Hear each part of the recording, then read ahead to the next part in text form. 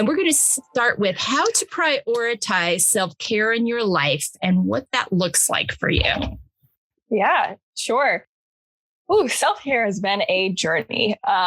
It was something I did not know existed until probably college. And then, I was in this position where I was taking psychology and social work classes. And I think they kind of introduced these ideas to me as a way of preventing burnout and recognizing that you're going to have days where you're going through really hard things with people and you need to care for yourself in order to function to the fullest. And I didn't really know what that meant. I wasn't feeling like I needed self-care, but then I looked back and I'm like, I was a student athlete. I was doing self-care kind of automatically, recognizing when I needed breaks and how I was caring for myself or taking spaces from people and just kind of enjoying my alone time. So it was this parallel of learning about it in an academic sense, we'll probably talk about so much, and also trying to figure out how to do that. So now that I've been in grad school and I'm getting my doctorate, it has been even further of that journey. At one point I almost felt like this pressure to self-care of everyone's saying I need to do this. And I feel like I'm not doing it very well. And at the time, now looking back, I kind of see I was prioritizing relationships in my life, and I would put people and relationships above myself in all aspects, and was not taking the time for myself that I really needed. And so once I kind of took a step back from that and realized hold on, I need some alone time. That's how I self-care, I fill up by being with people, but if I want to really, heal and kind of give myself the time to just care for myself, and it needs to be alone. And so I think now this really looks like checking in with a few different things to decide what I need to do for that self-care. So something I learned has been first, checking in with your energy, will this take energy for me to do? Will this give me energy afterwards? Do I have enough energy to do it right now? How does this fit in with what the energy that I have? And then I would think about emotions and how do I feel right now? How do I want to feel after doing this self-care? How will I feel if I don't do this? And if I wait 20 minutes, will my choice for self-care be different? And so kind of trying to work through some of those questions. And then thinking about my needs as well. Is this meeting a primary need of mine? Do I need rest? Do I need food, water, movement, all of those kind of necessities. But if not, are these primary needs taken care of to be able to kind of move to the next step to fulfill self-care? And, I have an example of kind of failing at this. Movement is one of my favorite things to do for self-care. I really prioritize exercise and any type of movement. That's been a journey to figure out through being a student athlete. But I would say there was one morning I woke up and I was my body is so tight. I'm so sore. I need yoga today. This just feels like yoga is going to be what I do, how I spend my morning. And I did yoga and it was so difficult. And I was why is this not loosening up my body like it normally does? And I ended up getting through it, but I wanted to stop so many times in between it. And I remember taking many child's poses and trying to honor where I was at, but it just didn't make me feel better afterwards. Yeah. Well, as the day kind of progressed, I realized that I was actually ill and was very feverish and my body was aching. You weren't sore, you were sick. Yes. And so my immediate perception was looking at how my muscles felt, but really this was a whole different level of pain that I didn't need to do yoga. I needed to lay in bed. Yeah. I needed to go to bed, take some Tylenol and vitamin C and shut down. Yes, exactly. So I kind of look back at this and I kind of laugh because I'm I thought I was doing something good for myself, but that's not what I needed at that point. Wow. And so it's been this journey of trying to figure out what do I need to recharge? And typically that kind of looks for me, like I said, exercise. Sometimes it's reading. Noticed that I really enjoy cooking. So like finding a good meal to cook or new recipes, that's kind of a way that kind of feels like self-care to me.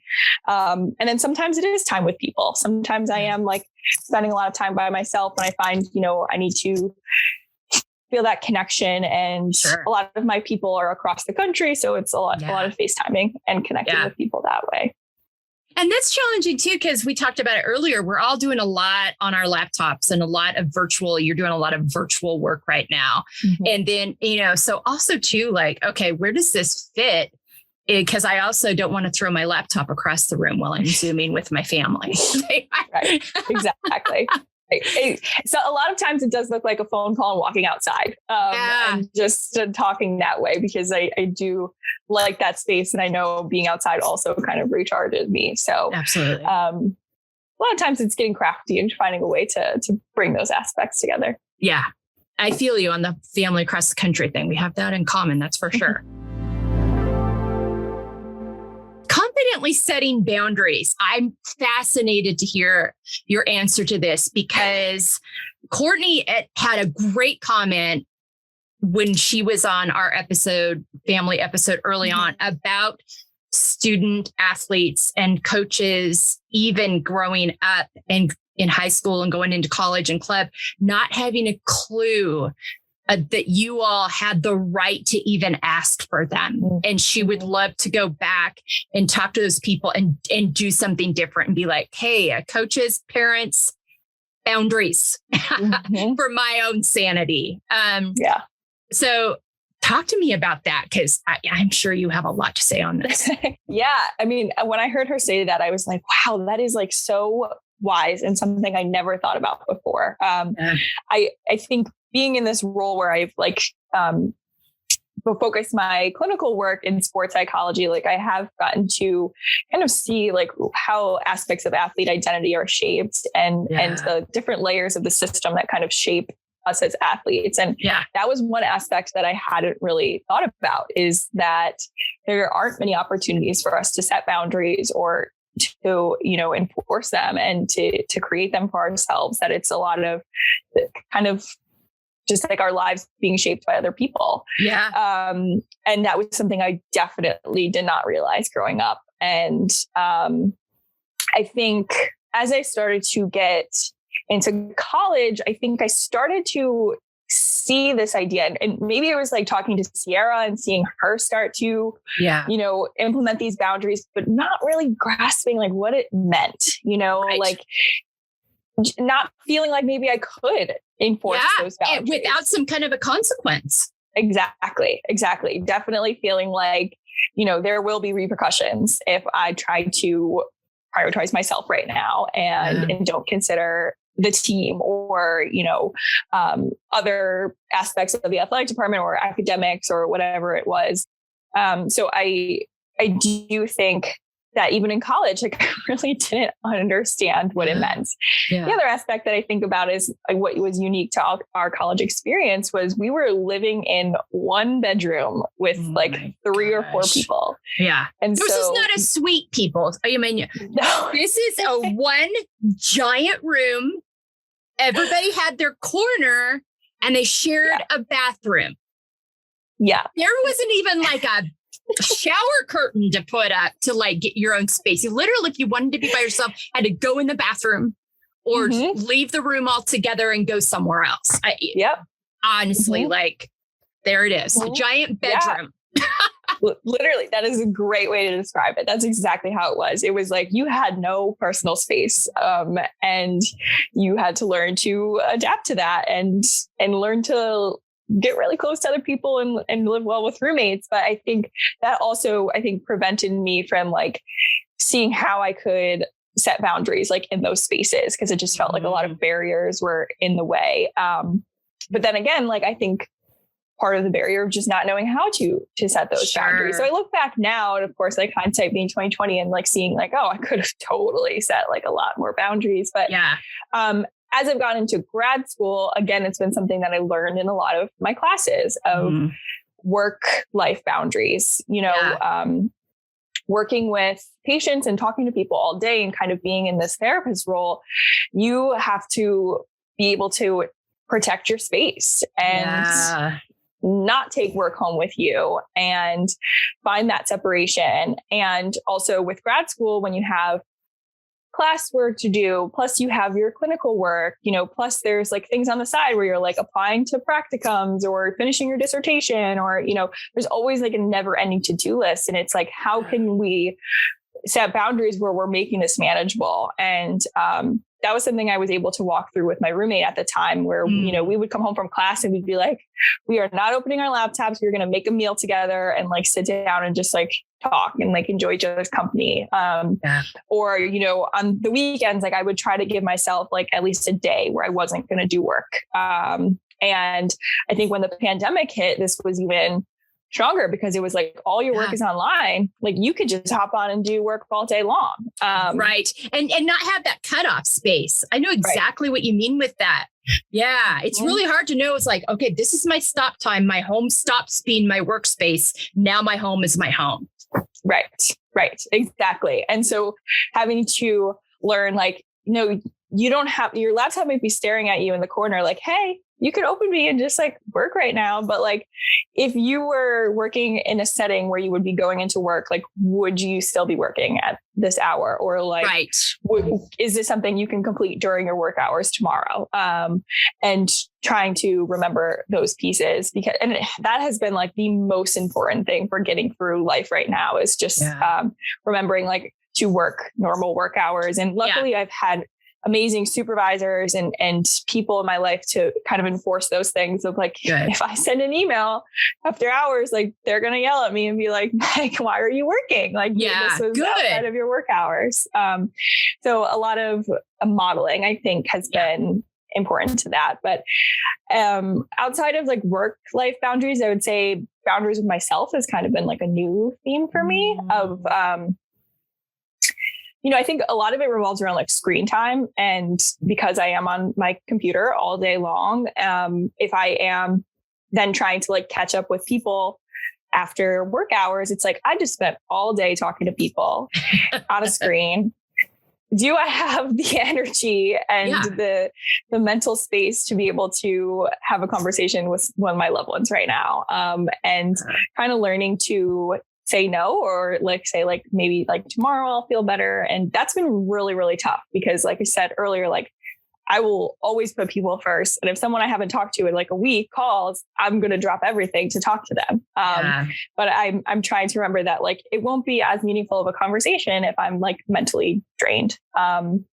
So I've been really trying to just like think about those things and like how I'm spending my time, I would say, and like being able to set boundaries around like what I'm doing.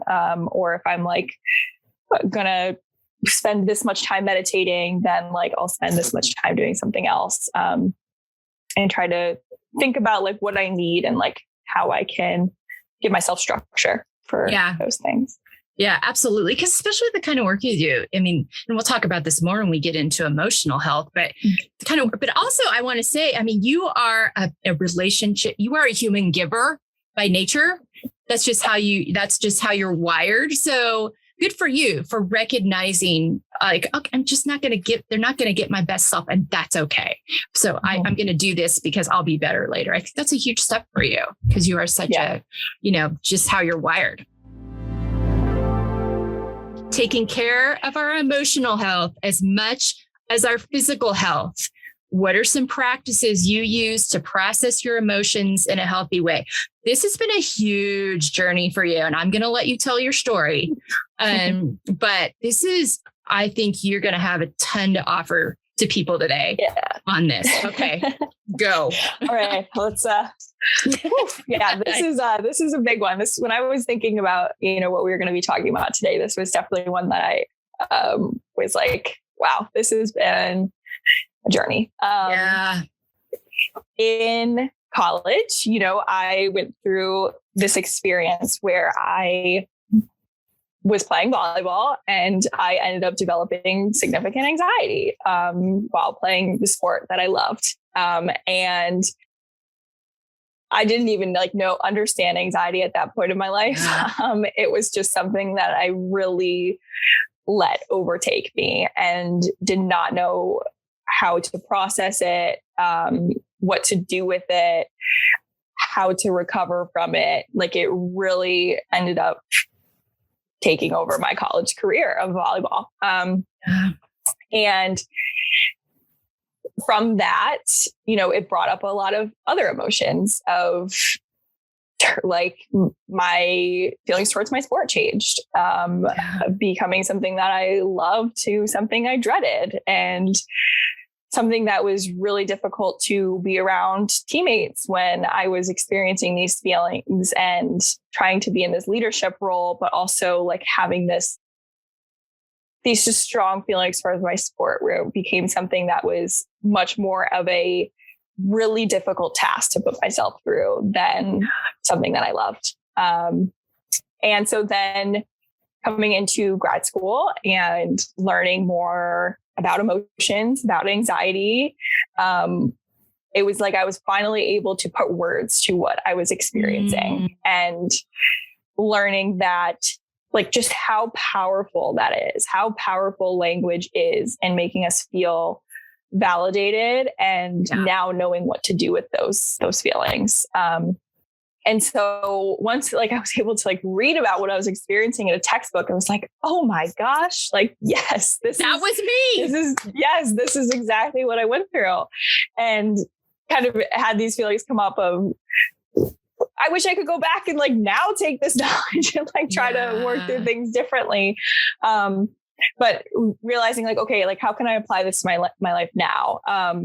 And I think what's been huge is just kind of being able to diffuse from like the thoughts and feelings that are there and not let them completely like engulf me, like how I felt like they did when I was in college. And this requires a lot of like being mindful of what is going on. First of all, like just being aware of like any body changes, any like usually it manifests like physically what I feel at first coming on, and then kind of like noticing just kind of like what I feel inside of me, and being able to like acknowledge it, like there's something going on here, labeling it, trying to find the language. I've recently learned the term like emotional granularity of like being able to expand the words that I use to label my emotions, and then allowing space for them.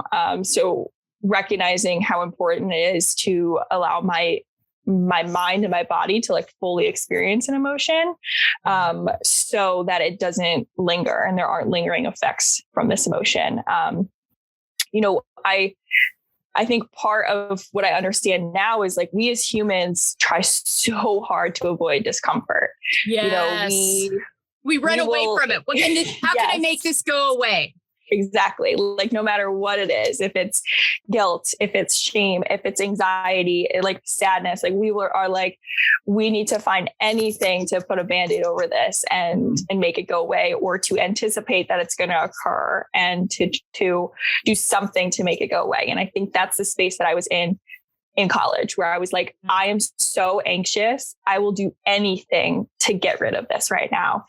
And a lot of times we're like in this space where we're just struggling with it. And we're like, I'm going to push it away, or I'm going to, avoid situations so I don't have to experience it. For me, it was like after volleyball ended, it was like avoiding volleyball. So like, I don't have to experience that anxiety. But the more we struggle, the more the emotion grows, or other emotions kind of come up from it. And so, learning that emotions are guidance, and if you're feeling uncomfortable, like that's not something you have to avoid, like why are you avoiding discomfort? What stops you from just sitting in that for a little bit? And kind of taking this judgment away from it and recognizing like, it probably is an uncomfortable space to sit in. Like no one wants to feel anxious, and like the more I struggle with this and the more I try to push it away, the more that it's just going to grow and never actually leave me.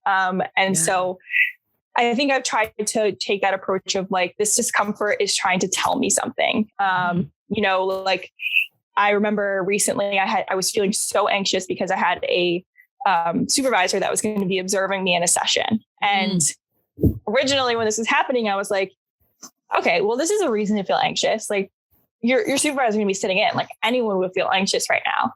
But then like, as it kept coming up, I was like, hold on, why am I even anxious? Like my supervisor is amazing. You know, they're going to help you through this. So like, what is coming up here? And I realized it was like feeling like I was going to be judged for what I was doing, and then was able to like explore that further and find like, what is that related to? Where did that come from? Yeah. What's the root of that? Right. Exactly. Like get to the root of what was underneath that.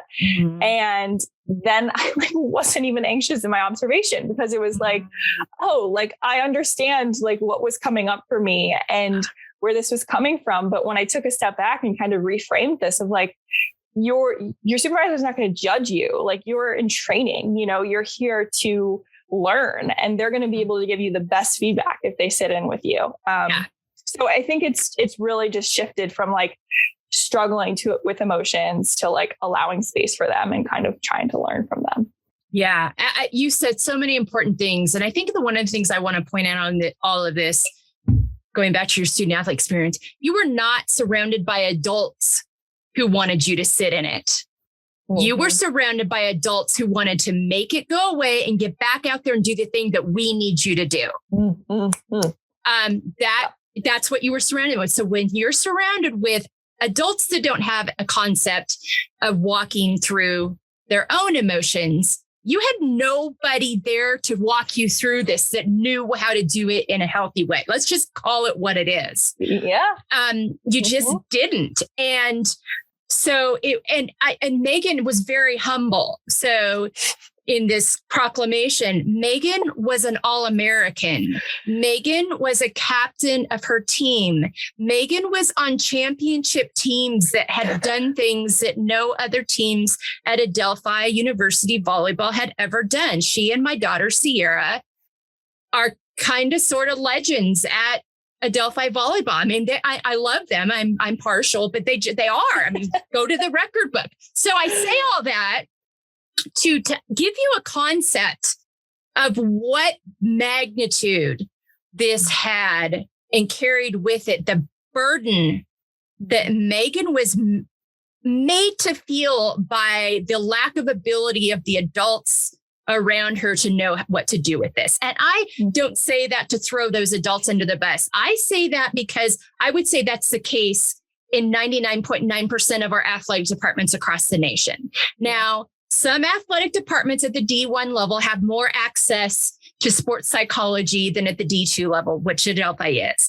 But I would say that's even slow rolling. And I will tell you, I mean, I was involved as a student manager with the Washington State University Athletic Department in 1992. 1991 was the first year we had a sports psychologist on staff. Even with that being 30 years ago, it still moved pretty slowly. It's still not gotten to the level and understanding. I think we're slowly moving there. And it's because of people like you and like my daughter, Kylie, who that are speaking about these things. I'm like, no, that's not how you handle this. Or even, you know, things that, you know, you all have said. I'm like, we're going to do this differently.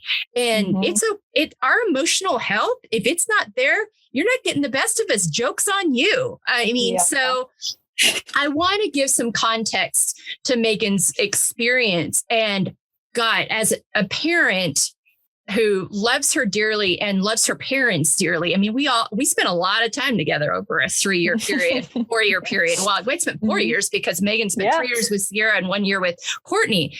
Oh my God, heart-wrenching because we didn't know how to help her, and no one knew how to help her. And it was so thank you for your courage in speaking about that, because that was a bumpy time.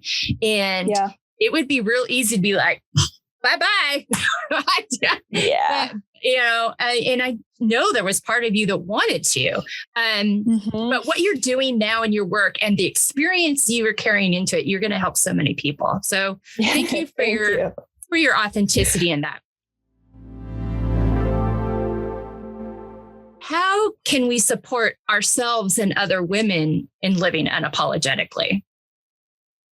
I love this question because, big fan of females. And, yes. and yes, I think that has been something that I learned about myself in grad school, or not even in grad school, in undergrad, and being with women all of the time and forming these amazing relationships with women and strong females around me. But I think one thing that I learned is just how unique our experience is as women. And, as I talk to other people and have conversations maybe about things that we wouldn't normally speak about. I think about how many times we sat on the floor in our dorm rooms and just had these deep conversations about each of our experiences and realizing how different we are, but also how similar all of our experiences are. And, the things and places where we felt like we didn't have a voice and,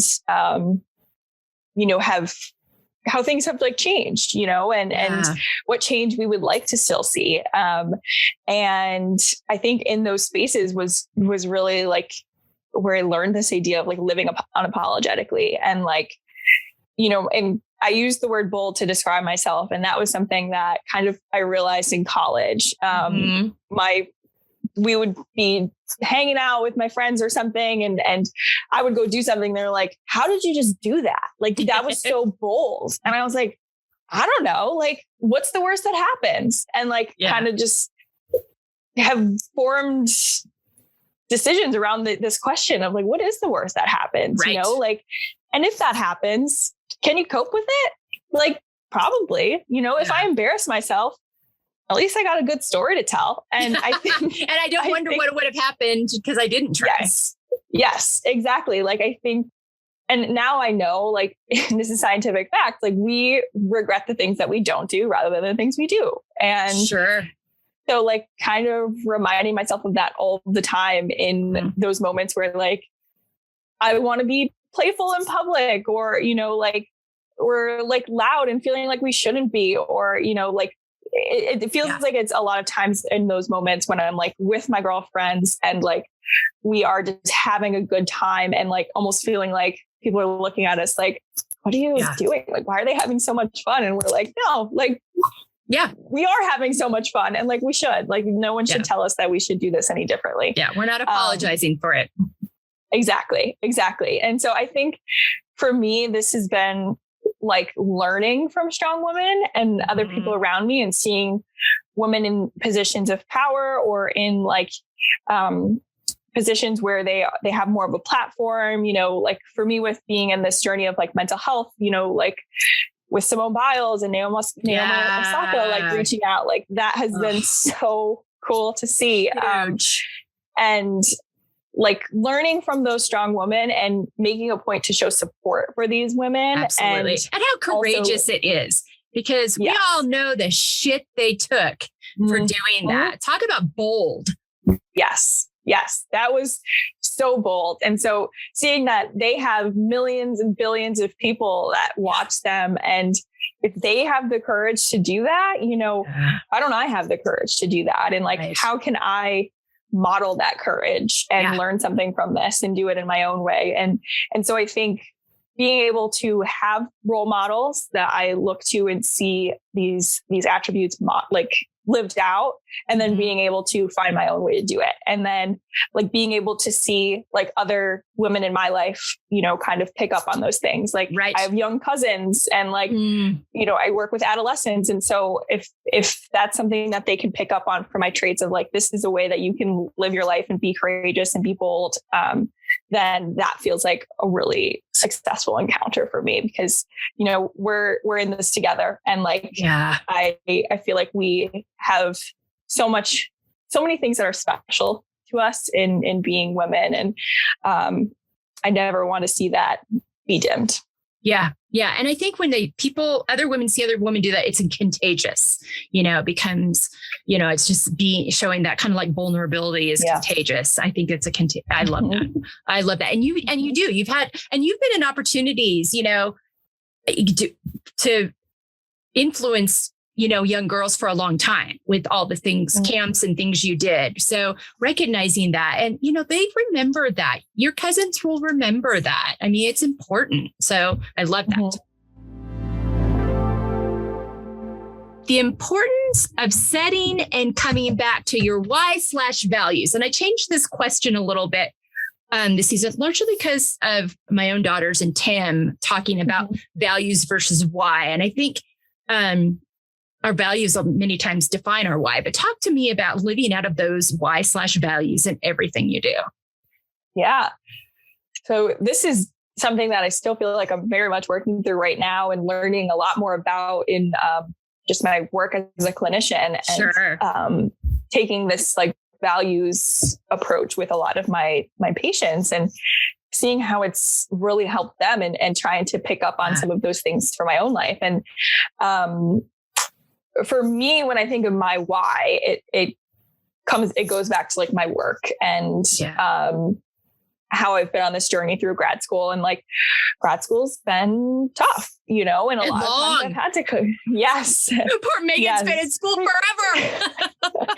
Literally, and it feels like that. I mean, it's been 4 extra years of grad school at this point. I'm going to be going on my 5th year. So plus 4 years of undergrad before that. So it has felt like I've been in grad school. And I think before I was working with student athletes, and from the sports psych lens, I kind of had lost my why for a little bit. And then like the second I had like my first athlete patient, I was like, oh yeah, this is why I got into this, and it was just that reminder that I truly needed of why I got into the field of psychology, and like why I care about individuals' mental health, and how I wanted to help people. And like all of a sudden the goals for the future became like much more clear, where I was like, these are changes that I would like to see, and how I want to work towards them. So, with that, I would say like the journey of like finding my values has been interesting too, because I feel like I know Sierra described like boundaries as like you run into a wall and then you're kind of like, oh, I need a boundary there. And like, sometimes I feel like that's how it is with values with me. Like sometimes I'm like bumping into things and I'm like, oh, that's something I really care about, like that's, or like I see someone else, living their life in a way where I'm like, wow, like that is something that I really adore and like would love to model for myself. And so, how I see values is like, they are a way of making life meaningful. They are a compass that guides us. And, if we have these values and we're in this space where we're like, what's my next move? Then it helps guide us. And I personally am terrible at making decisions, like the worst. I'm laughing because Sierra and Megan were captains together, and I've heard this conversation before. Like awful at making decisions. Like it's something I've learned about myself. I've tried to be better. I'm still trying to be better, but I would say values help with making these decisions. Like I will look at a decision and I'm like, will this move me away or towards my values? And I think just that simple question helps in moments that you wouldn't even think that it would matter. And helps bring it back. And maybe that's why sometimes I feel like decisions are so hard, because I'm like, I have no idea. Like what is like, I didn't have values maybe like prioritized or like laid out in my life. And so I think now that I've been able to do that, it really helps just guide and make my life really more meaningful. Yeah, absolutely. 100%. And I think your generation has a much better grasp on that too, which is going to go nicely into our next one, because like for us, I mean, Brady and I, we made decisions based out of, okay, can we buy a house? Can we afford to raise the kids? I mean, we made a lot of decisions based on those things rather than really taking a look at the values piece, which I think you all have a better grasp on in your generation. You're having those conversations, which leads nicely into living out of your own expectations, which I feel like is going to tie a little bit back into what we talked about earlier with emotional health and why that was so hard, because that whole expectations piece was so heavy. So talk about that. Yeah, I think that's a great point. as well. And I do think this idea of values is totally connected to living out of my own expectations, just because of this kind of this identity journey I've been on. I think about being in college and being a student athlete and how that was all of my identity. It was who I was. It was how I introduced myself. It was the clothes I wore around campus, like it was just all of me. And so when I lost that and was no longer a student athlete, I entered grad school right away. And I remember the first day of grad school being like, and having to go around and introduce myself.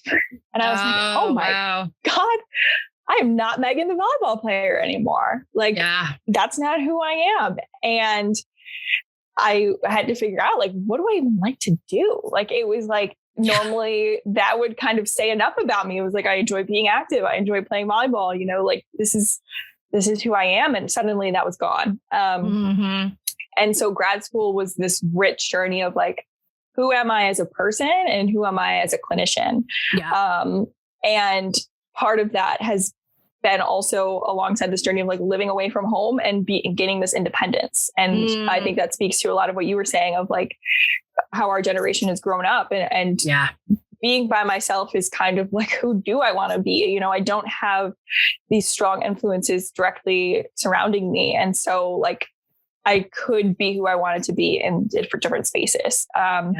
And for me, like this has been really difficult to find how to put myself first. Like I said earlier, like I'm always putting others first, valuing the opinions of others above my own. I think some of that does relate to athletics and like how coaches have been in my ear, my entire life of like telling me how to be. And, I think that's shaped just a lot of who I am. And also with teams, constantly putting the team above myself. I realized being a volleyball player and being a setter specifically, like I was in a very like selfless position where I'm there to assist people, and I'm to make others look good.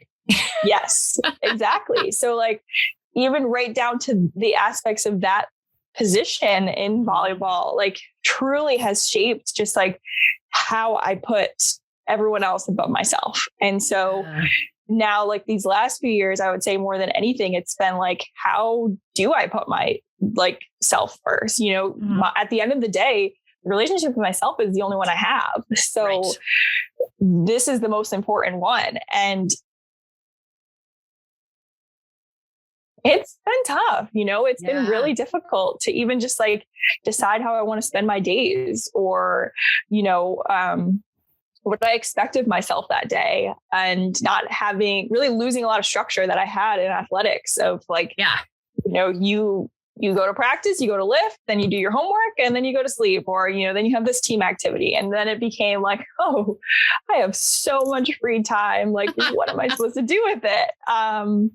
And I think grad school provided some of that structure, but even now that I've kind of shifted towards more just like working full time, I think it's really been trying to just navigate that time and create a better relationship with myself, which I think will also go into like the next question that we talked about as well. Absolutely. 100%. And I want to say, I don't know one student athlete who has not come out with that whole, like, I got to adjust my identity. I think that I feel like that's something, and it's happening to a certain degree, but I feel like that's something that's got to be talked about more with student athletes in their experience, because it's really a difficult transition. And because your time is owned, for so long, and your expectations and schedules are set, and there's no real transition. I mean, one day you graduate and that's not what you do anymore. And you're like, crap. What do I do with this? So really important points. Would love to see some progress in that arena. Accepting the layered aspects of ourselves. Yeah. And this one is tough because that means all the stuff.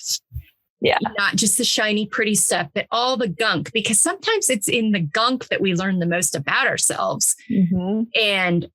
But I think if we have to accept the layered aspects of ourselves before we can accept the layered aspects of other people. So that's just my experience, but talk about that. Yeah. So true.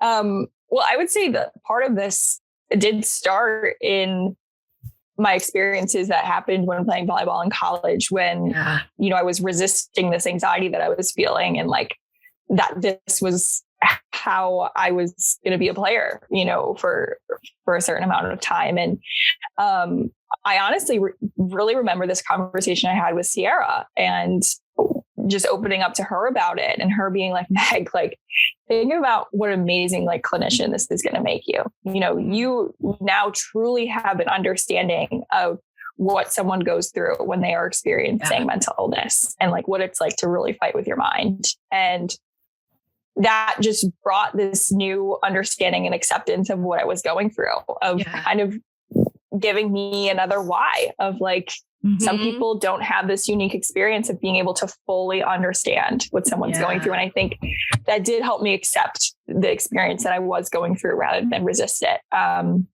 As hard as that was, because it was something I wanted to deny and not experience. And I think, and I would go back to, you weren't surrounded by a lot of people, other than a very few that wanted you to, Yes. And that's very, very difficult.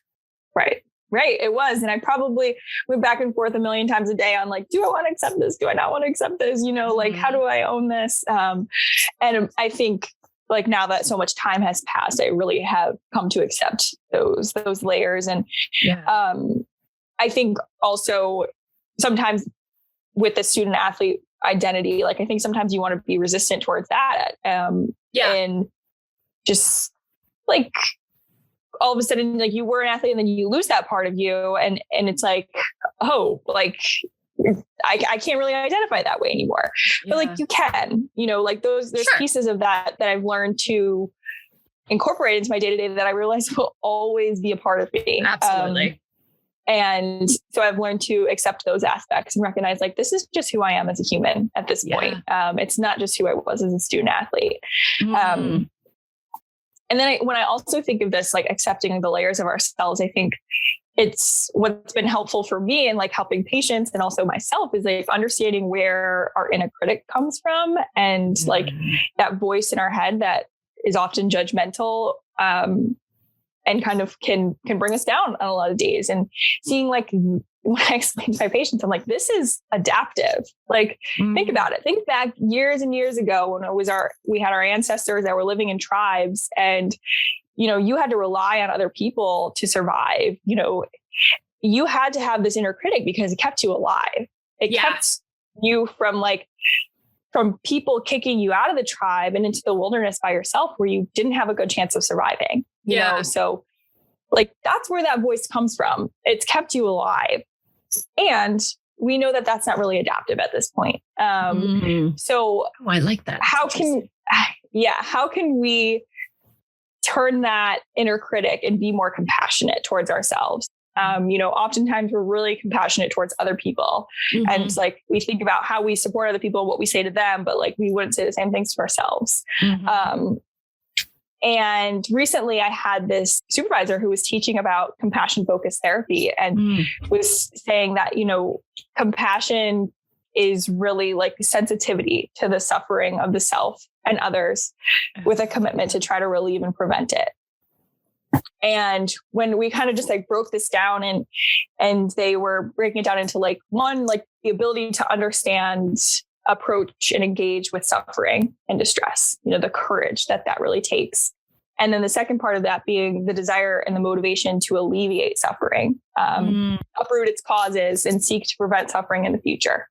And that dedication and wisdom that is taken from that. And I think being able to carry those things in just one word of compassion, and seeing like, how can I be more compassionate towards myself in this situation? And I think that really helps to just accept and really embrace different layers, those things that we want to reject about ourselves, like that we might be more forgiving or compassionate towards others. Like, how can we turn that inward and kind of create that more compassionate voice towards ourselves? Yeah, I really like how you guys unpacked compassion. That's really, really interesting, and what all that involves. And 100% agree. I mean, I've literally been doing exercises lately where I'm like stopping myself And like, what would I say to a friend, my daughter, my husband, whatever.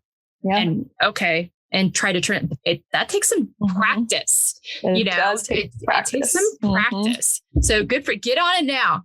Don't wait till you're 52.